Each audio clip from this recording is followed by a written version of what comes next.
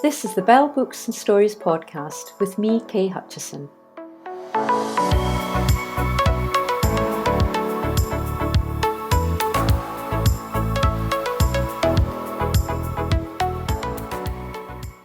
Welcome, I'm your host, Kay Hutchison, and you're listening to the Belle Media podcast, where we take a look at some great books and the stories behind the books. In this episode, I'm speaking to an extraordinary lady behind some of the most successful screen adaptations of recent years. She has built a reputation for making early discoveries of brilliant books to adapt for the screen, when these stories are still only in manuscript stage, sometimes many months before publication. She discovered Slumdog Millionaire some 2 years prior to publication, and as we know, it went on to win 8 Oscars, including Best Picture and Best Adapted Screenplay. She also discovered Salmon Fishing in the Yemen while still in manuscript, and the story also went on to be a huge box office hit starring Ewan McGregor. She knew instantly that she wanted to secure the rights to The Miniaturist after reading Jessie Burton's wonderful debut novel, well before its publication. There was a fierce bidding war between publishers, but after a year, she did eventually secure the rights and went on to develop and exec-produce the drama for BBC One and Masterpiece. It won and was nominated for many awards. A supreme talent spotter. What's her secret? How does she know what's going to work? And once she has found a great story, what does she do to transform the narrative on the page into an experience for the screen, either big or small? Recently, she set up her own company, Alchemy Entertainment, to develop high-end drama and film properties, and she's already had a deal with ITV Studios to give them a first look at what she finds. I hope we can shine some light on all of these areas in our conversation. I'm delighted to introduce Kate Sinclair to the Belle Books and Stories podcast. Hello, Kate. A warm welcome to you. Hello. Very nice to see you. Not see you, even hear you. No, indeed. I'm always impressed by the many different things that people have done in their lives when I interview. But I think you deserve a prize for one of the most impressive backgrounds. You started out in theatre training in Poland.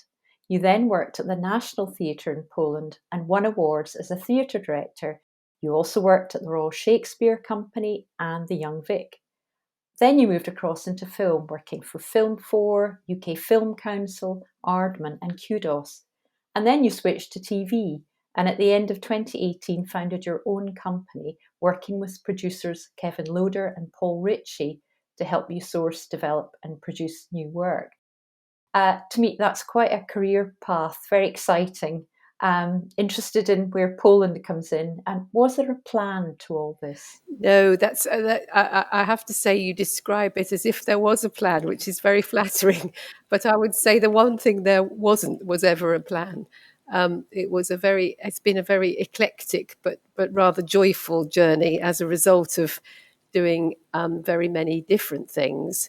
And I've just always followed my passions, and in a strange kind of way, I probably ended up going full circle, and that I'm now a sort of maker again, which is how I started out when I went into theatre.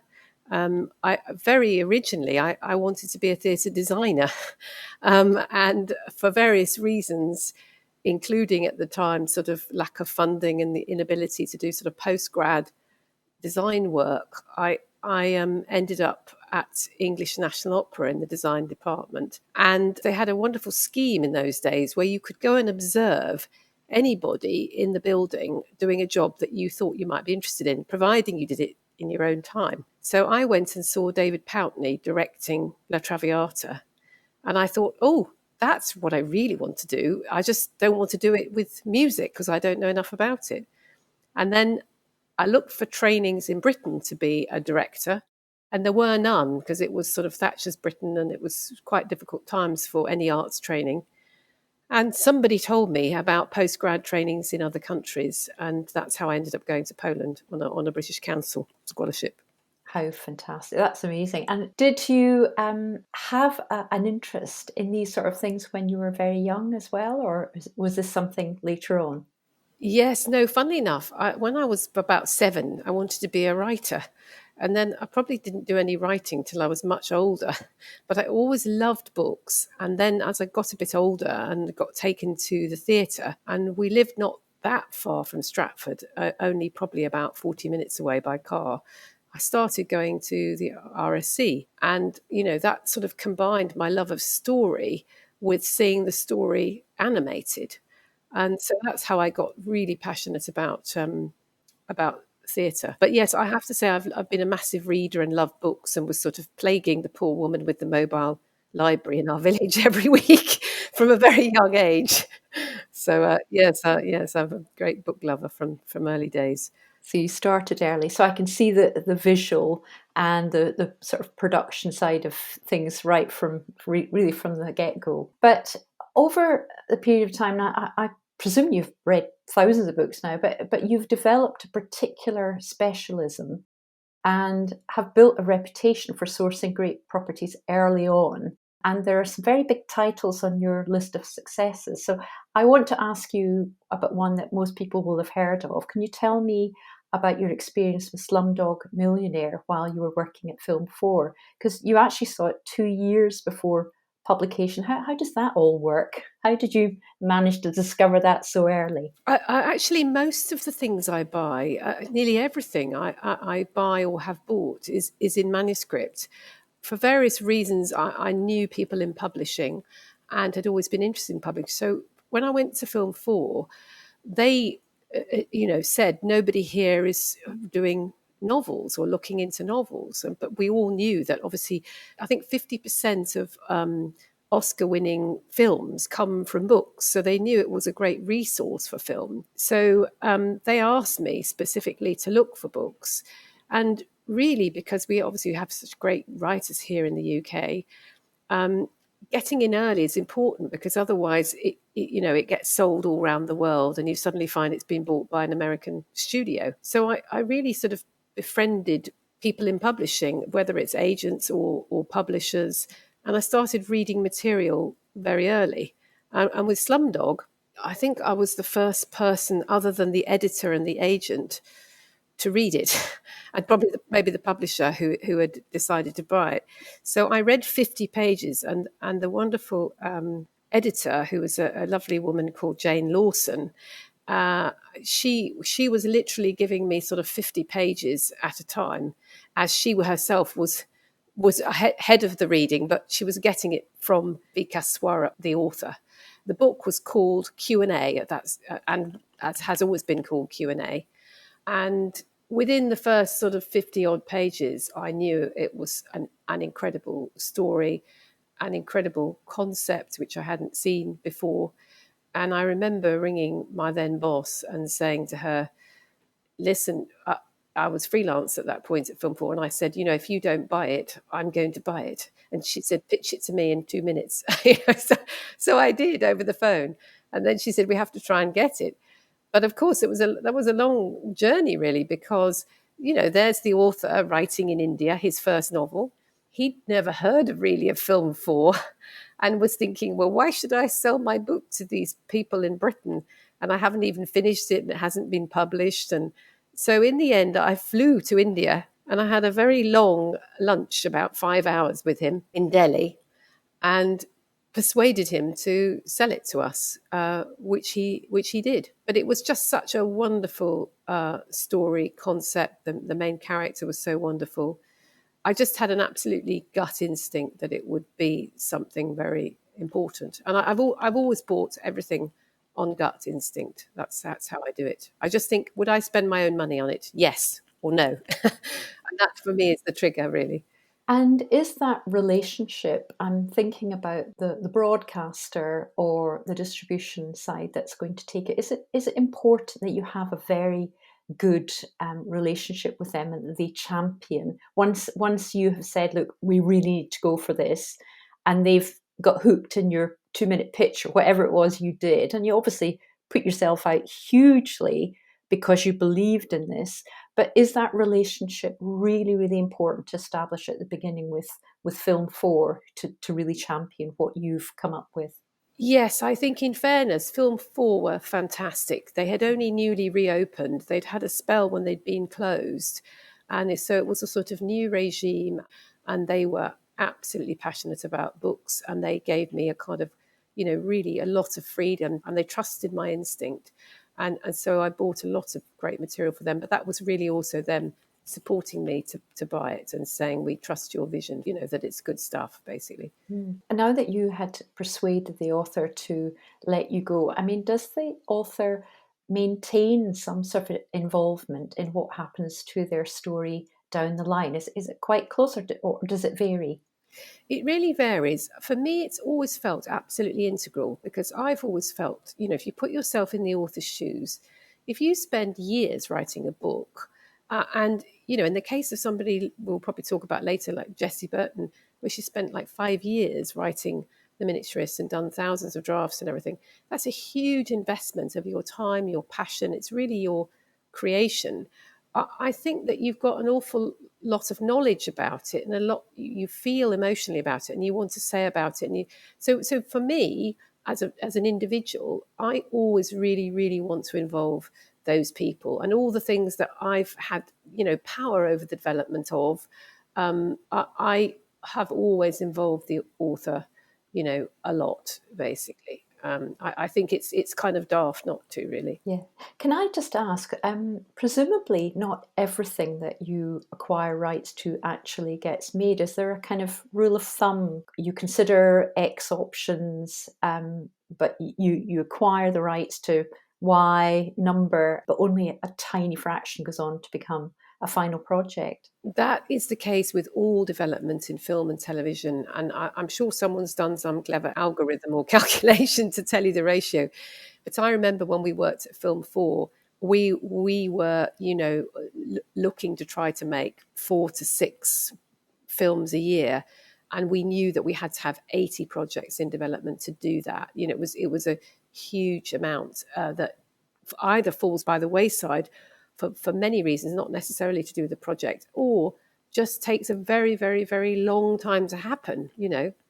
I think if you look at, it's not connected to me, but the Patrick Melrose books, which have just obviously been so successful for Sky, I mean, they were in development when I was at Film 4 in 2005, and they've only just come to screen sort of, a year ago. So they've had a long development history, and that can be the case, but not because the project isn't good. It's just finding its time and its moment and everything.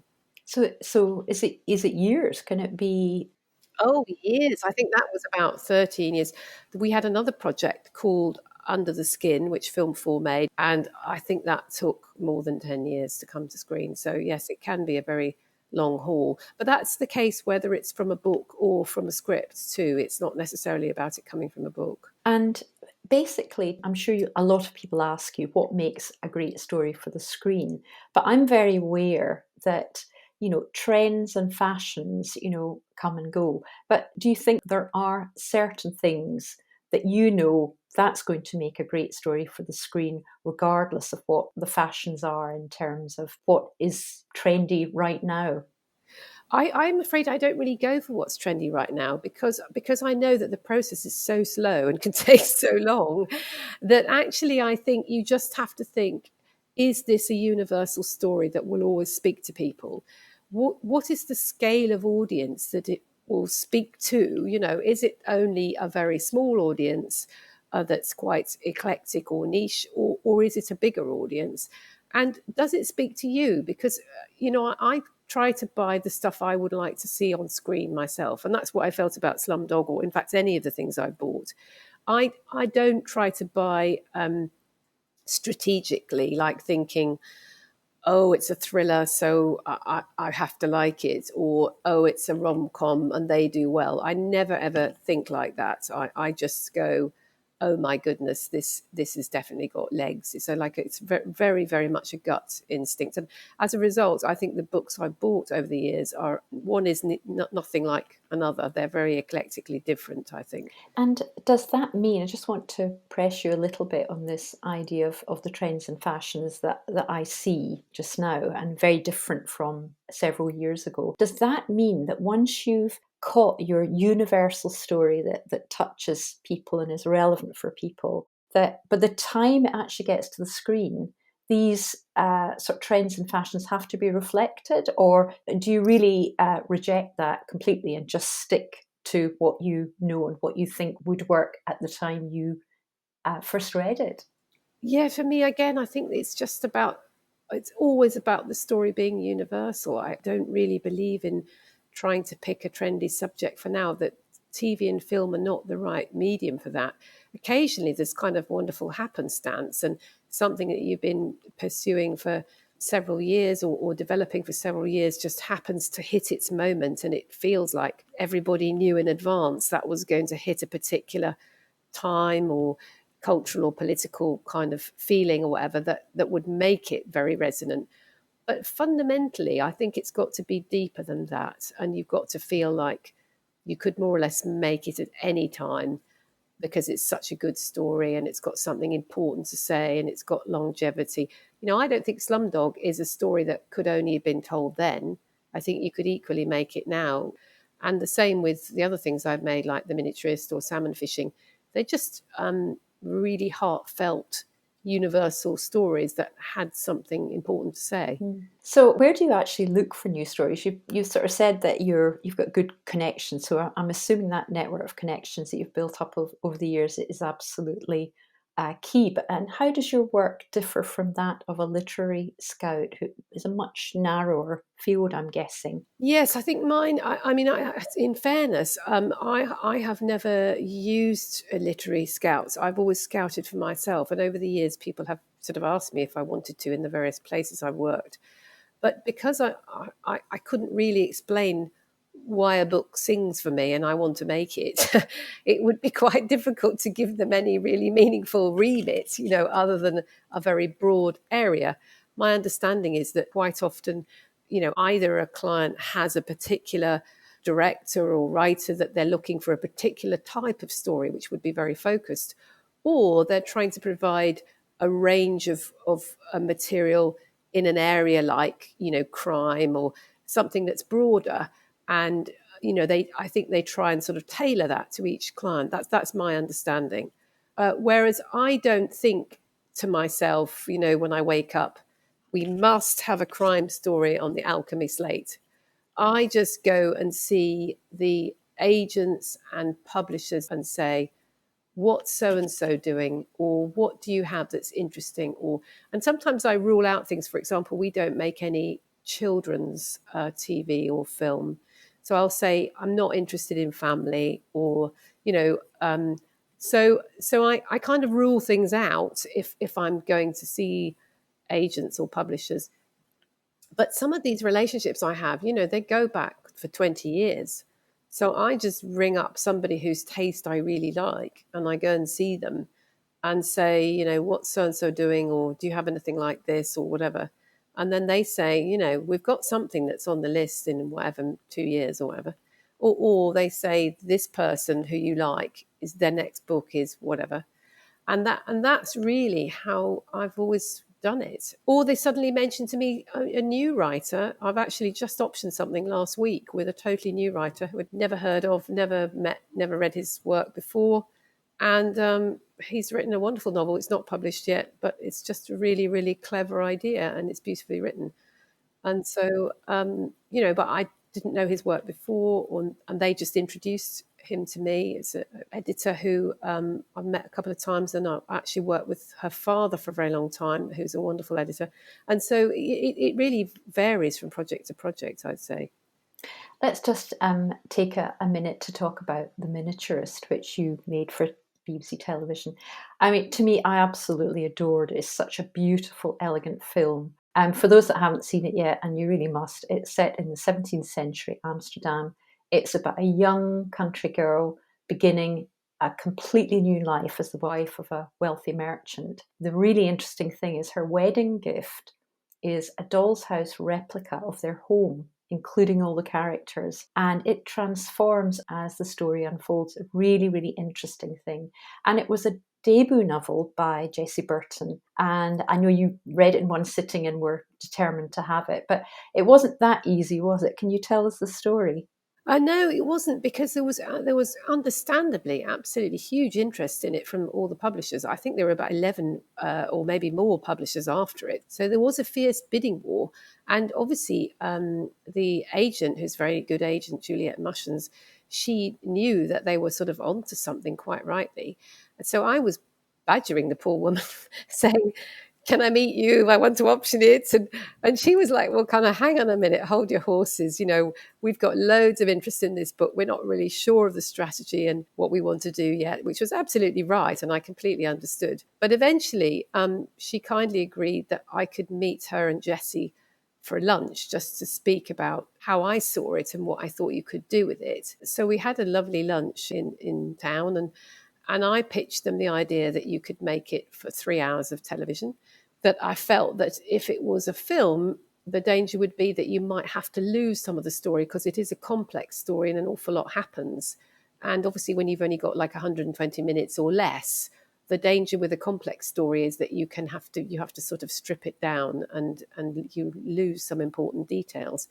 And so they got very excited about that. But then they also wanted to explore film, which I completely understand. And I sort of said to them, well, I'm going to make you an offer, but I'll just leave the offer on the table, and you go and explore film, because, no one knows when they're going to write a book again where you might have half the world after it, which was the case they were in. They were in this incredible position where everybody and all the kind of international rights were doing incredibly well. And they knew they had an international bestseller just because from the levels of interest everywhere. And so they did explore film. I don't really know the story of that, because I just left my offer there and said, come back if anything changes.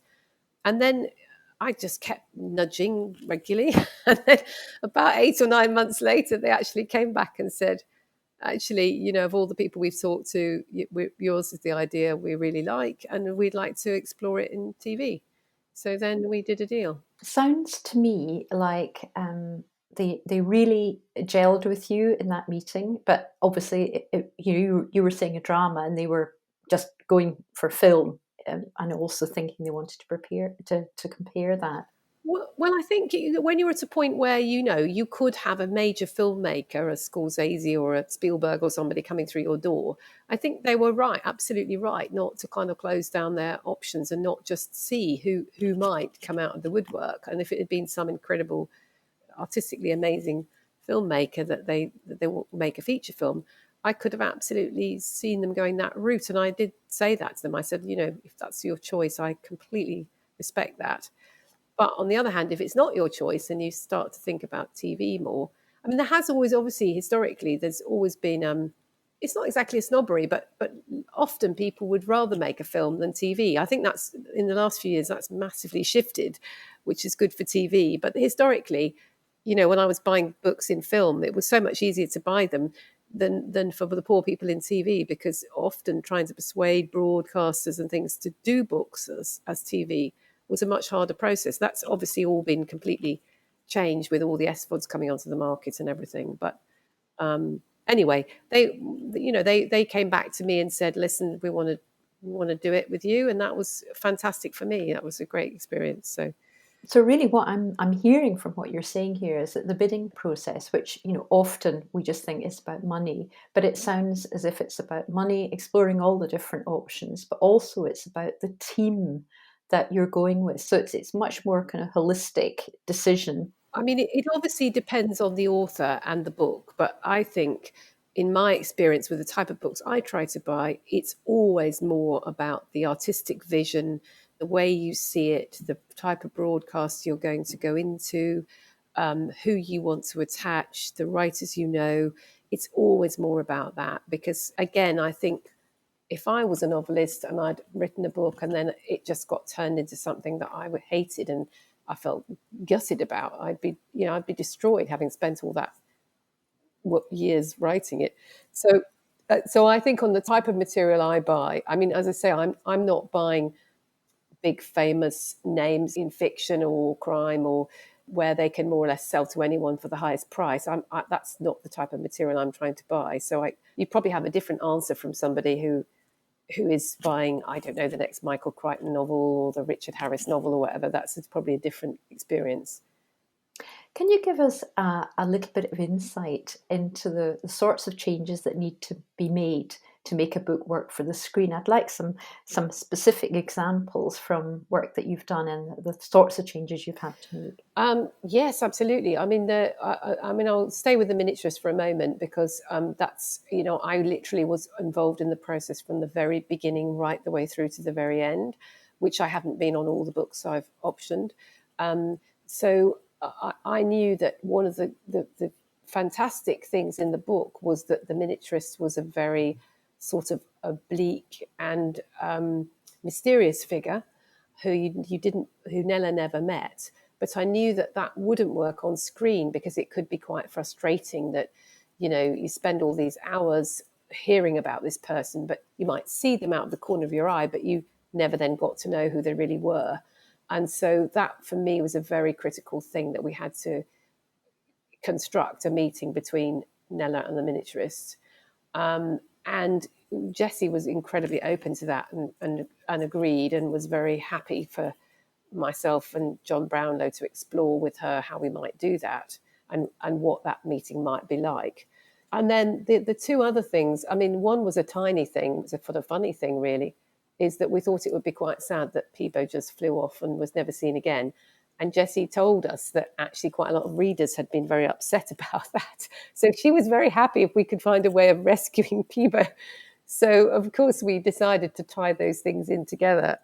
Will you just tell us who Peebo is a Sorry, bit? Peebo is Nella's parakeet, actually, in the book. But we had an actual parrot playing it because parakeets are quite difficult to deal with. So we had a parrot called Polly, who was very intelligent. But it's the only thing she can bring with her from the country into this strange, exotic town world. And it flies out of the window very early on in the story, and she's sort of gutted because it's her only kind of friend and the only thing she has to talk to. And in our version, the miniaturist has found it and rescued it and gives it back to her. But that wasn't in the original. And then the other thing was just the story about the role of the sugar in the story. So Johannes, who is the man that Nella marries, he's been given a huge and very valuable amount of sugar to sell. And he's already a very wealthy merchant, but it's going to make or break him in terms of how he survives amongst the other burghers in Amsterdam. And it was never really clear why he sort of vacillates about selling the sugar in the book. And so we decided that we needed to make that much clearer and link it more to how his enemies specifically could try to bring him down and using that sale or non-sale of the sugar as a way of exposing, in their eyes, his flaws and weaknesses.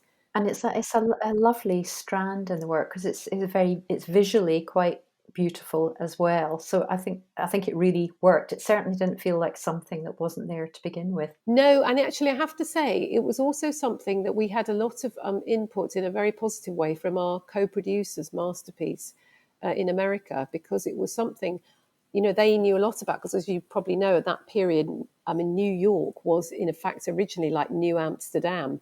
And so there's a lot of links between Holland and the sugar trade and everything and America. And they felt very strongly that part of the story needed to be clearer as well. And that was an absolutely brilliant note from Rebecca Eaton. It was really a good note. So.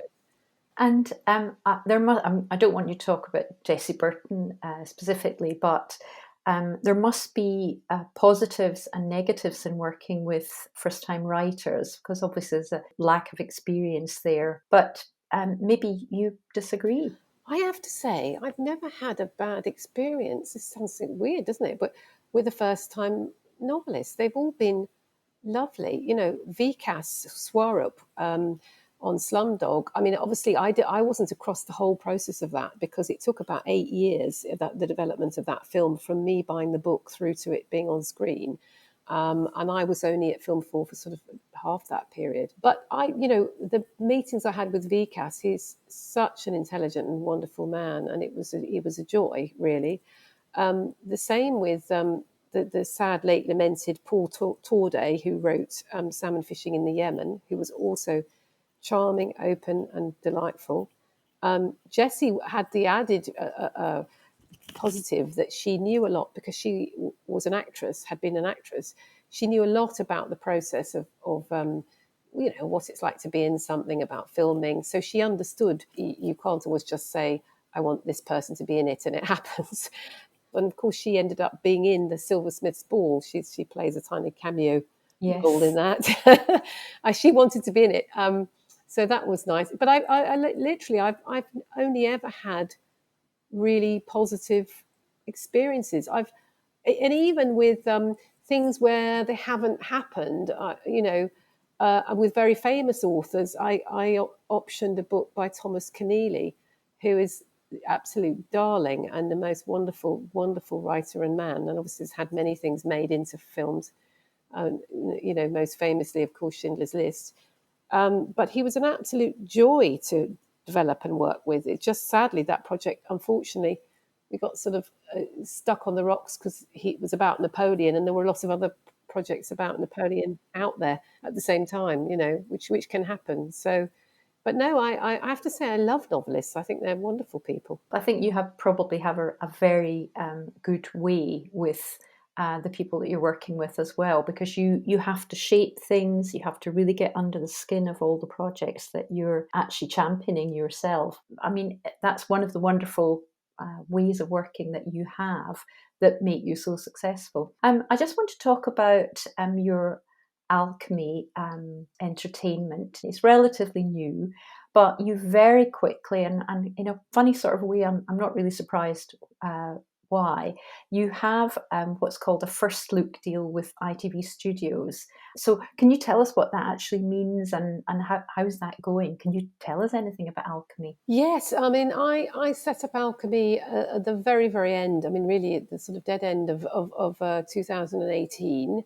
I was lucky enough to be able to bring the 5 projects that I had in active development at the Forge with me across to Alchemy, which included 2 books, one very big book called The Three by Sarah Lotz, which we'd been working on for some time, and we're very excited about. And another book called Anatomy of a Soldier by Harry Parker. So I brought those 5 projects with me, and I have a very long working relationship as a colleague over the years with Kevin Loader, who is a sort of genius, really. And we'd always wanted to work together. At various points, we'd sort of tried, and it hadn't happened because of sort of where we were, or we talked about working together 3 years earlier, and I just accepted a job somewhere else, so things like that. And so we sat down, and I said my plan was to set up on my own, and asked if he would like to be involved, and he said he would. I mean, he's doing many other things and has his own other companies and things. And the same with Paul Ritchie, who has also worked with Kevin a lot, and I knew them both, and so I just thought we could be a sort of fantastic team. And then we talked to a number of distributors, actually, but we just loved ITV Studios. They just felt like the right fit for us. And very interestingly for us, they had not only companies that just made television, which a lot of the distributors do, they also had companies that had worked in film or made films. So they had and a very interesting mix of companies, everyone from sort of Cat Leia, who make Gamora, through to Warp, who did the Virtues for them. There are a lot of people that we all knew anyway because Kevin, Paul, and I come first from a film background.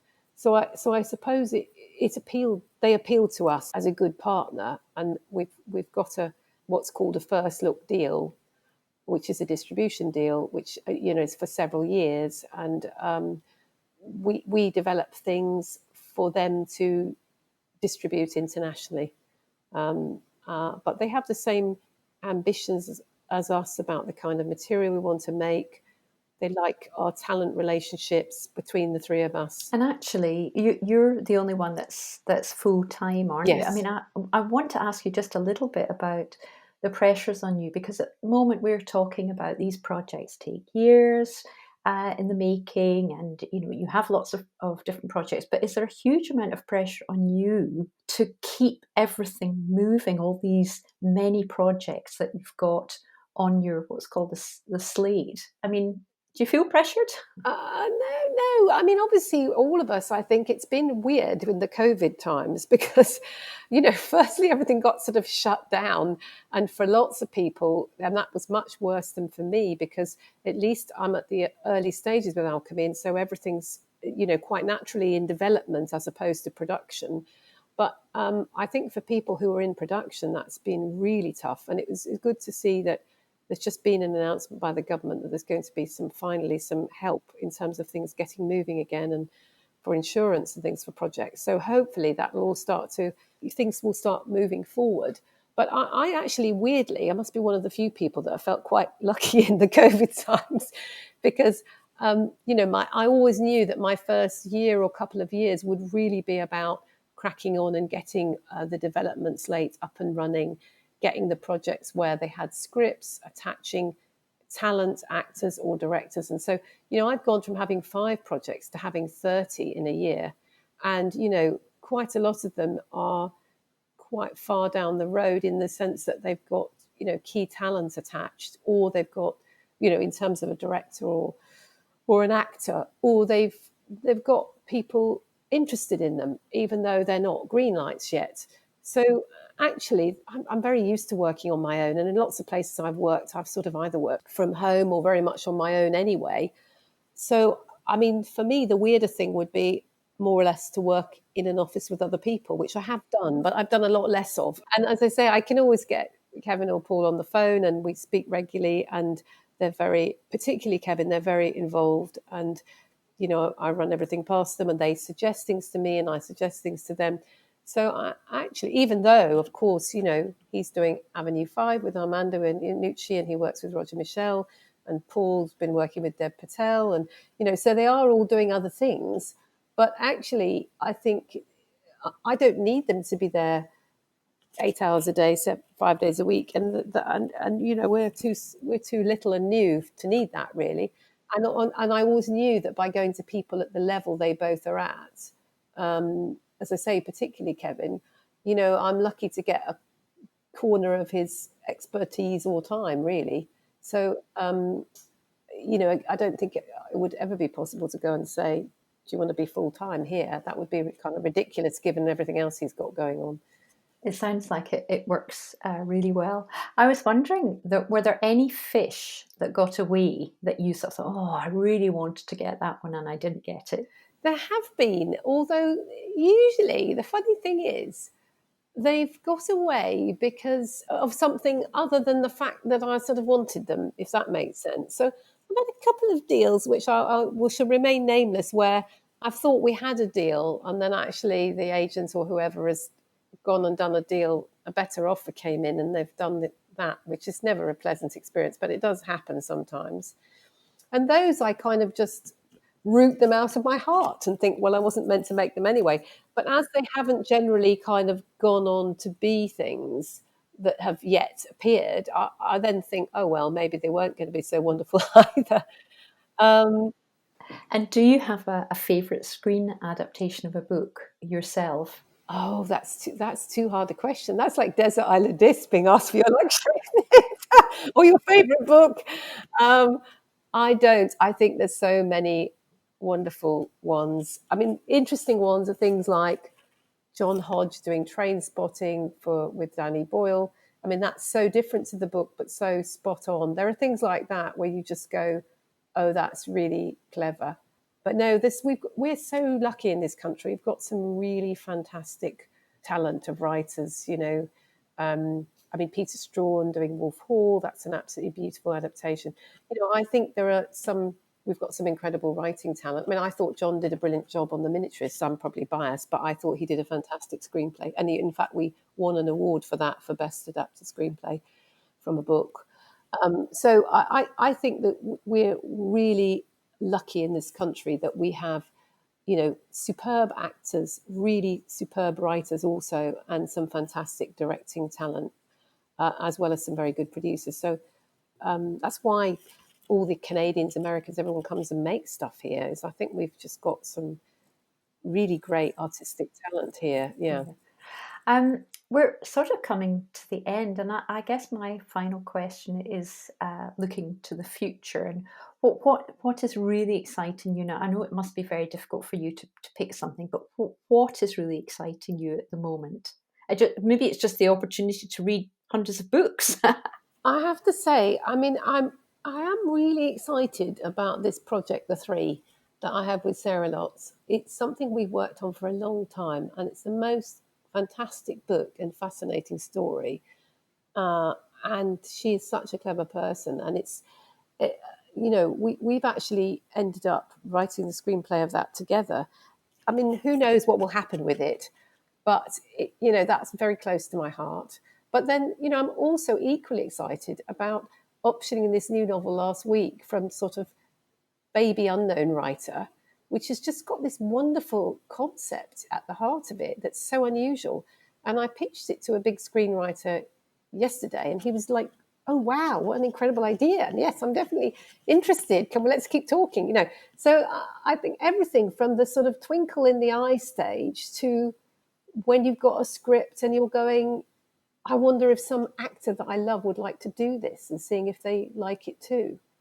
John's got a project that he invented, John Brownlow, which is actually not based on a book but is an original. And we've just taken that to a very big actor who shall remain nameless at the moment, but he loved it and wants to do it. So all of those different elements, are exciting to me, and it's very varied. It's a very varied job, because 1 minute you're reading a book, the next minute you're in the nitty gritty of dealing with a script with a writer, the next minute you're talking to an agent about an actor and whether they're interested in doing something, next minute you're talking to ITV Studios about who might buy something internationally. So it's very, very varied, and I do really like that variety.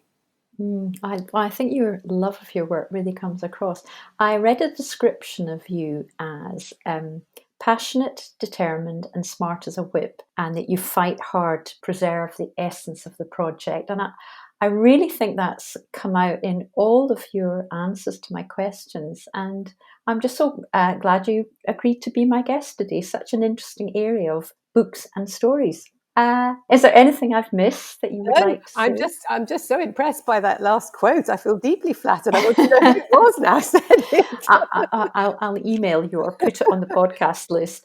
Thank you so much, Kate. It's been lovely talking to you. Thank Really you. enjoyed it. And all that remains for me to do now is to thank you for spending time with us and listening to the Belle Books and Stories podcast. Studio production was by Perrin Sledge, and I'm Kay Hutchison. There are lots of interesting podcasts in the series now. Subjects include the Scottish captain, Hurricane Hutch, the smart feminist novelist Mavis Cheek, Downton Abbey composer John Lunn playing his famous tune At Home, and Stanley Johnson, not the politician, not the celeb, but in our Books and Stories podcast, we focus on Stanley Johnson, the conservationist and author of 25 books. Lots to enjoy, and I hope you'll find a little space in your day to listen. Please join me next time. I'd love your company. In the meantime, bye for now.